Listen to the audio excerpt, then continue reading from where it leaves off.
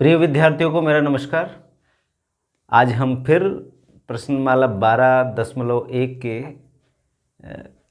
भाग के साथ में आपके बीच उपस्थित हूँ और 12.1 तक आने के पूर्व हमने हमारी 2 क्लास हम पढ़ चुके हैं और मेरा ऐसा मानना है कि आपने उस क्लास को बहुत अच्छे से समझा होगा। अगर वो दोनों भाग आपने बहुत अच्छे से अगर समझ लिए तो डियर स्टूडेंट, मेरा मानना है कि आने वाली जो हमारी एक्सरसाइज है, चाहे वो 12.1 हो चाहे वो 12.2 हो, उसको बहुत अच्छे से हम कहते हैं ना कि यूँ ही हम बहुत फास्टली हम उसको सरल कर लेंगे। तो वो दोनों भाग जिसने नहीं देखे हैं वो मेरे जो इसमें प्लेलिस्ट में दोनों भाग पड़े हुए हैं, उन दोनों भागों को बहुत अच्छे से देखें और उसके बाद में ही आप इसको भाग जो 3 है, ये भाग 3 को वहाँ पर देखें। आज का जो हमारा पार्ट 3 है उसको हम शुरू करते हैं। और आप ये अपने जहन में ये बात बिल्कुल ना लाएं कि ये जो फिल इन द ब्लैंक्स और सत्य और असत्य यानी ट्रूल्स और फॉल्स वाले जो क्वेश्चन हैं ये परीक्षा में पूछे नहीं जाते, बिल्कुल परीक्षा में नहीं पूछे जाते। बट एक नंबर के जो 10 प्रश्न हमारे सेक्शन ए में, जो हमारे बोर्ड परीक्षा का जो पेपर होता है उसमें 4 सेक्शन होते हैं, ए बी सी और डी। जो ए वाला सेक्शन होता है वो 1 नंबर के प्रश्न वहाँ पर पूछे जाते हैं और संख्या होती है 10 प्रश्नों की। तो वहाँ पर ये बातें पूछी जा सकती है। फिल इन द ब्लैंक्स के रूप में नहीं पूछेगा, वो सत्य के रूप में नहीं पूछेगा, लेकिन वो अभी हम बात करेंगे वो किस तरीके से इन प्रश्नों को वहाँ पर पूछ सकता है। इस प्रश्नावली में से 1 नंबर का प्रश्न भी पूछ लिया गया है। तो प्रश्नों की दृष्टि से तो है ही, और दूसरी बात ये है कि अगर हम इन छोटी छोटी बातों को अगर अच्छे से याद नहीं कर पाएंगे तो आने वाले जो बड़े प्रश्न हैं वहाँ पर हम यहाँ पर अटक जाएंगे प्यारे विद्यार्थियों। तो आज शुरू करते हैं प्रश्नमाला। और मेरी बात को आपने अक्सर माना भी होगा कि जो सर बता रहे हैं वो बिल्कुल आपके हित के लिए ही मैं बात कर रहा हूँ प्यारे विद्यार्थियों। तो ऐसा नहीं कि 12.1 पर ही सीधे आप आ जाएं। आप जो उसकी प्रस्तावना के जो भाग 1 है और भाग 2 को उसको ज़रूर देखें। अब शुरू करते हैं। यहाँ पर खालिस्तान भरना है अपन को। खालिस्तान आपको परीक्षा में आता नहीं है, लेकिन वो परीक्षा में पूछ सकता है व्रत का केंद्र व्रत के कौन से भाग में स्थित होता है। तो अब ये फिल इन द ब्लैंक्स तो नहीं है, लेकिन उसने तो प्रश्न को उत्तर के रूप में पूछ लिया, तो आप इस तरीके से वहाँ पर जवाब देंगे। तो यहाँ पर दे रखा है एक व्रत का केंद्र व्रत खालिस्तान में स्थित है। अब आप कहोगे कि ये कोई व्रत है, ये व्रत का केंद्र होता है बीच में, तो बताइए ये अंदर है या बाहर है इस व्रत के। तो आप कहोगे सर कि ये कहाँ पर है, अभ्यंतर। अभ्यंतर का अर्थ क्या हो गया, अंदर की तरफ। तो हम यहाँ पर लिख देंगे आसानी से अभ्यंतर। अभ्यंतर का अर्थ क्या हो गया, अंदर की ओर स्थित है। आप देख लीजिए यहाँ पर जब भी हम व्रत, बहुत सारी प्रमेय में हमने व्रत बनाया और तो व्रत का केंद्र क्या होता है, अंदर होता है। अब अगला प्रश्न पे चलते हैं, दूसरे वाले प्रश्न पर। एक बिंदु जिसकी व्रत के केंद्र से दूरी त्रिज्या से अधिक हो। त्रिज्या से क्या हो, अधिक हो। जैसे हमने ये यहाँ पर एक व्रत बना लिया, ये वाला व्रत है, त्रिज्या ये है, इससे ये क्या है, अधिक है, इसकी त्रिज्या से अधिक है दूरी। किसकी किसकी अधिक है, आप कहोगे उस बिंदु की अधिक है। तो ये बिंदु यहाँ पर आ गया, त्रिज्या से अधिक है, इसका अर्थ क्या हो गया, बाहर हो गया। तो यहाँ पर जो आंसर हम भरेंगे इसका वो क्या होगा, बहिर्भाग होगा। कौन से भाग पर स्थित है ये बिंदु, बहिर्भाग यानी बाहर वाले भाग पर स्थित है। तो जो ये फिल इन द ब्लैंक्स है वहाँ पर लिखेंगे बहिर्भाग पर। ठीक है, ये बहिर्भाग हो गया यहाँ पर। इसके बाद में अब देखो व्रत की सबसे बड़ी जीवा, व्रत की सबसे बड़ी जीवा व्रत की क्या कहलाती है, व्यास कहलाती है। मैंने आपको बहुत अच्छे से वहाँ पर समझा रखा था। जैसे ये कोई सर्किल है, ये व्रत का केंद्र है और मैंने कहा था कि केंद्र से गुजरने वाली, जैसे परिधि से शुरू हुए और केंद्र से निकलते हुए परिधि तक आ गए, तो जो ये आपको रेखा दिख रही है ये क्या कहलाती है, सबसे बड़ी जीवा। और सबसे बड़ी जीवा कोई हमने क्या कहा है प्यारे विद्यार्थियों, सबसे बड़ी जीवा कोई हमने क्या कहा था, वहाँ पर व्यास कहा था। तो ये जो बात फिल इन द ब्लैंक्स में पूछ रहा है वो क्या आएगा, व्यास आएगा। इसके बाद में देखो एक चाप खालिस्तान होता है जब इसके सिरे एक व्यास के सिरे हो। देखिए यहाँ पर ये कोई व्रत है और ये क्या दे रखा है, एक चाप, ये चाप ले लिया हमने, ये चाप, ठीक है, ये चाप है पूरा का पूरा, ये चाप, ठीक। जब इसके सिरे एक व्यास के सिरे हो, इसके सिरे दोनों सिरे किसके सिरे हो, व्यास के सिरे हो। और आपको पता है जो व्यास होता है व्रत को कितने भागों में बांटता है, बराबर बराबर 2 भागों में बांटता है। तो बराबर 2 भागों का अर्थ क्या हो गया, ये ऊपर वाला भाग क्या हो गया, अर्धव्रत हो गया।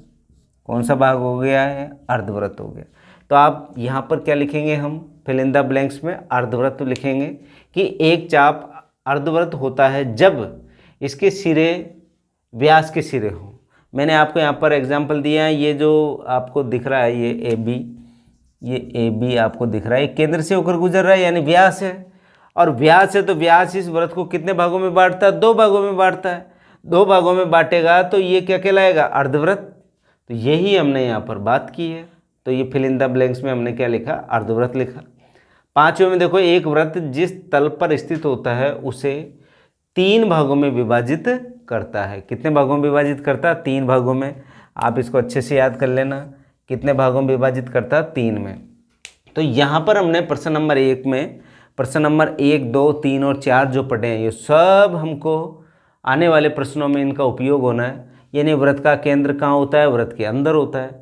और त्रिज्या से बड़ा, जैसे हम कहेंगे ये त्रिज्या है और इससे ज़्यादा दूरी पर कोई बिंदु यहाँ पर है, तो त्रिज्या से यहीं पर वो जो व्रत खत्म हो रहा है तो कहाँ हो गया, वो बिंदु बाहर हो गया। दूसरे नंबर पे बात की थी।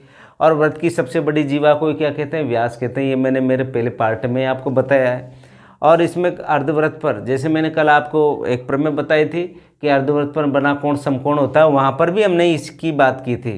यानी जो अर्धव्रत का जो चाप, जो वो एक कहते हैं ना, एक चाप अर्धव्रत होता है जब इसके सिरे क्या हो, व्यास के सिरे हो।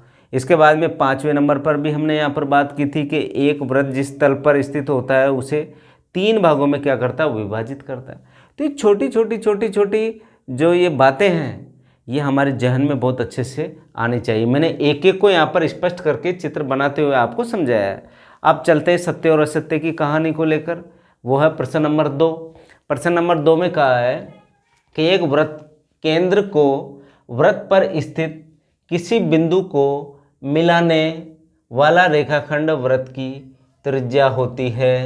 यानी देखो यहाँ पर कहा उसने, या समझे आप, ये कोई व्रत है, ठीक है। उसने कहा कि केंद्र को व्रत पर स्थित किसी बिंदु को मिलाने पर, ये केंद्र है और ये व्रत है कि परिधि पर इसको मिला दें तो ये क्या कहलाती है, त्रिज्या कहलाती है। तो यहीं तो इसने यही तो बात कहा कि केंद्र को व्रत पर स्थित किसी बिंदु को मिलाने वाला रेखाखंड व्रत की त्रिज्या होती है। ये देखो, केंद्र को व्रत की परिधि पर, यही कहा उसने, केंद्र को व्रत पर स्थित किसी बिंदु, यानी व्रत का अर्थ परिधि से स्थित किसी बिंदु से जब इस केंद्र को मिला देंगे तो ये रेखाखंड क्या कहलाता है, रेडियस कहलाता है, त्रिज्या कहलाता है। तो यही तो उसने लिख रखा है। तो ये सत्य है या असत्य? बिल्कुल इस चित्र को देखते हुए हम कहेंगे कि जी गुरुजी बिल्कुल सत्य है। इसके बाद में अगला दूसरे नंबर का, एक व्रत में समान लंबाई के चाप जीवाएं होती है। अब ये तो गड़बड़ कह दिया। ये मैंने आपको पहले ही भाग में बता रखा है कि इस तरीके से नहीं होता। यानी एक व्रत में समान लंबाई के चाप जीवाएं होती है, ये गलत है। एक व्रत में समान लंबाई के चाप जीवाएं होती हैं, ये क्या है, असत्य है। इसके बाद में अब आता है तीसरे नंबर का। तो तीसरे नंबर ये आप समझ गए होंगे दूसरा वाला, यानी एक व्रत में समान लंबाई के चाप क्या होती है, जीवाएं होती है। ये बात क्या है, बिल्कुल असत्य है। ये मैं बता चुका पार्ट फर्स्ट में। इसके बाद में आती है तीसरे नंबर की कहानी। यहाँ पर कहा यदि एक व्रत को 3 बराबर चापों में बांट दिया जाए, ठीक है, बांट दिया जाए तो प्रत्येक भाग दीर्घ चाप होता है। ये कैसे होगा? आपने क्या किया है, एक व्रत है, एक ये देखो यहाँ पर मैंने ले लिया व्रत, इस व्रत को 3 बराबर चापों में क्या कर दिया, बांट दिया। ये लो, ये चाप भी बराबर है, ये चाप भी आपका बराबर है और ये चाप भी बराबर है। बांट दिया तो प्रत्येक भाग दीर्घ चाप होता है, ये असत्य है। कैसे होगा? ये तो तीनों चाप के हम बराबर है, तो दीर्घ का कोई यहाँ पर नहीं है, इसलिए हम कह देंगे कि ये जो तीसरा जो प्रश्न है ये क्या है? असत्य है। तीसरी जो लाइन है ये बिल्कुल रॉन्ग है। इसके बाद में देखो अगला चौथा नंबर का, वृत्त की एक जीवा जिसकी लंबाई त्रिज्या से क्या हो? दुगनी हो, वृत्त का व्यास कहलाती है। जैसे आपने यहाँ पर एक वृत्त लिया, ये आप देखो ये वृत्त है, ये वृत्त की क्या है? त्रिज्या है r, और इसकी दुगनी कर दें यानी इतनी और आगे बढ़ा दें तो ये r हो गया। तो ये कितना हो गया? r और r 2r हो गया। और ये 2r को क्या बोलते हैं? हम क्या बोलते हैं? आप कहोगे एक वृत्त की एक जीवा जिसकी लंबाई त्रिज्या से क्या हो? दुगनी हो, त्रिज्या से क्या हो? दुगनी हो, वृत्त का क्या कहलाती है? व्यास कहलाती है। अब देखिए यहाँ पर ये त्रिज्या है और ये त्रिज्या का क्या हो गया? डबल हो गया, ये यानी 2r हो गया। तो इसी को सबसे बड़ी जीवा ही तो बोलते हैं इसको, और सबसे बड़ी जीवा को हम क्या कहते हैं? व्यास कहते हैं। तो वृत्त का क्या कहलाएगा? वो व्यास कहलाएगा। प्यारे विद्यार्थियों, तो देखो ये सारी बातें हम कर चुके, पहले ही भाग में कर चुके। हमारे जो पार्ट फर्स्ट था इस प्रश्नमाला का, वहाँ पर मैं पहले भाग को बहुत आसानी से आपको सरल करवा चुका हूँ। अब चलते हैं आगे। वृत्त एक समतलीय आकृति है, बिल्कुल सत्य है। मैंने जो इसकी परिभाषा बताई थी, परिभाषा में बताया था मैंने कि जैसे हमारा ये एडी है, ये हमारा पैर है, जब एडी को हम घुमाते हैं तो ये बहुत सारे बिंदुओं का बिंदु पथ बनता है। कहाँ पर बनता है? समतल पर बनता है। इसलिए हम कहते हैं कि जो एक वृत्त है ये कौन सी आकृति है? समतलीय आकृति है डियर स्टूडेंट। इसके बाद में कहा इसने, एक तल पर स्थित उन बिंदुओं का समूह है जो उसी तल पर एक स्थित बिंदु से अचर दूरी पर होते हैं, एक व्यास कहलाता है। ये बिल्कुल गलत है, ये क्या होगा? असत्य होगा, क्योंकि ये गलत लाइन लिखी हुई है। इसके बाद में प्रश्न नंबर 7 में, वह जीवा जिस पर केंद्र स्थित होता है, वह जीवा जिस पर केंद्र स्थित होता है। आप यहाँ इस चित्र को देखो, ये एक जीवा है, इस जीवा पर यहाँ पर क्या स्थित है? केंद्र स्थित है। केंद्र स्थित होता है, त्रिज्या कहलाती है। क्या है? सत्य है क्या? त्रिज्या कहलाएगी क्या? आप कहोगे सर त्रिज्या नहीं है तो व्यास है, और ये क्या कह रहा है? त्रिज्या के लिए कह रहा है, तो ये क्या होगा? असत्य होगा। तो हमने जो ये 7 प्रश्न सत्य और असत्य के 5 प्रश्न फिल इन द ब्लैंक्स, यानी आपको रिक्त स्थानों की पूर्ति करने से संबंधित जो ये प्रश्न थे, आप इनको बिल्कुल अच्छे से लिपिबद्ध कर लें और इनको याद ही कर लें। और इस प्रकार याद करें, एक एक के सॉल्यूशन आपको पता होना चाहिए कि भाई क्यों सा असत्य है, या इसमें फिल इन द ब्लैंक्स जो हमने डायरेक्ट रट रहे हैं, रटना नहीं है, आपको समझना है। आपने जैसे उसने कहा केंद्र अंदर है तो अंदर है, देख लो आप चित्र से पता लग रहा है।